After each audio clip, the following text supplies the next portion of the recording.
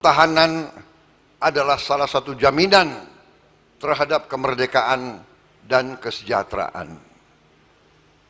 Sejarah kita sendiri telah mengajarkan kepada kita bahwa ratusan tahun negara kita diduduki oleh bangsa-bangsa lain, dan rakyat kita,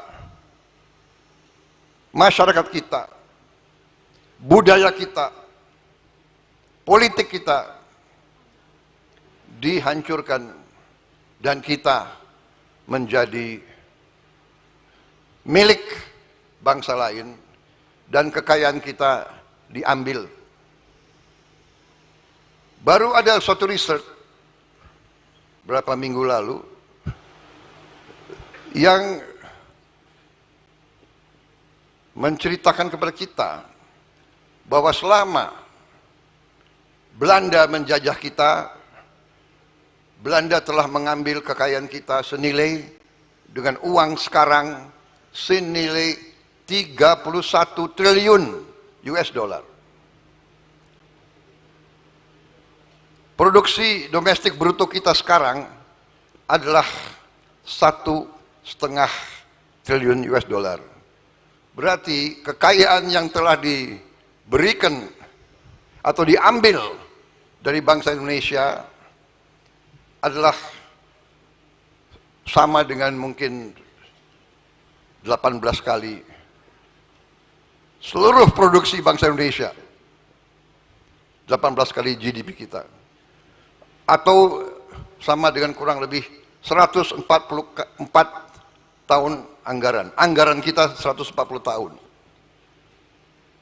Dan selama Belanda menduduki Indonesia, Belanda telah menikmati GDP per kapita nomor 1 di dunia. Saudara-saudara sekalian, apa yang itu mengajarkan kepada kita? Mengajarkan kepada kita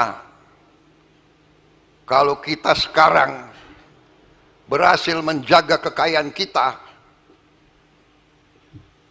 mungkin GDP per kapita kita juga salah satu yang tertinggi di dunia, dan hampir semua lembaga-lembaga ekonomi dunia sudah meramalkan bahwa ekonomi Indonesia bisa. Our defense outlook, a defensive posture.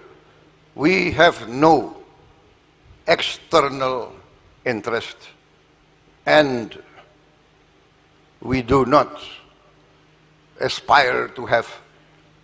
We live in a small, has a lot of our people living in poverty and hunger. That's why we want to concentrate in lifting our people from poverty, getting hunger, bringing education to all our children. But we realize that we must have a strong defense. There is an ancient saying in Asia: if you are wealthy, you must be strong. If you are wealthy and not strong, very soon you will not be wealthy. And this is what we've experienced. Even now, we experienced many violations of the law inside our country.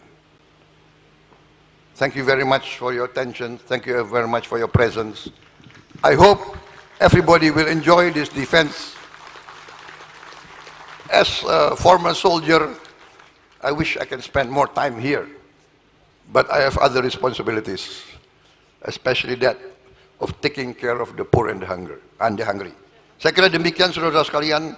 Karena banyak tamu-tamu, saya minta izin menghormati tamu-tamu. Karena itu sifat bangsa Indonesia, selalu menghormati tamu. Jadi karena banyak tamu, saya bicara dalam bahasa Inggris.